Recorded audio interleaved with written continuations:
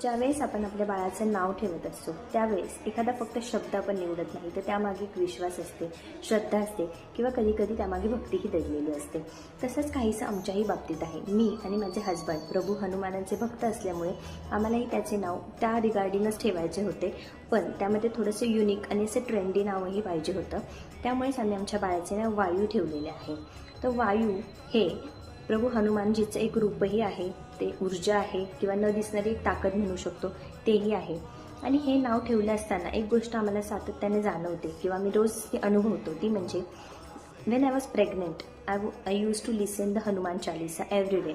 आणि मी असा अनुभव घेतलेला आहे की ते हनुमान चालीसा मी ऐकत असताना म्हणजे बाळ आतून रिस्पॉन्ड करत असायचं किंवा किकिंग वगैरे हे प्रोसिजर त्याचे चालू असायचे.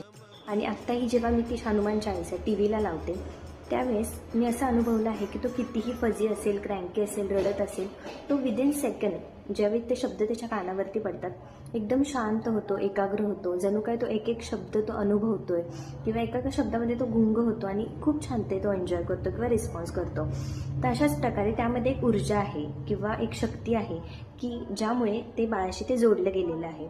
त्यामुळेच मला असं वाटतं की नाव हा एक फक्त शब्द नाही आहे, तर तो बाळासाठी असलेला आशीर्वाद आहे.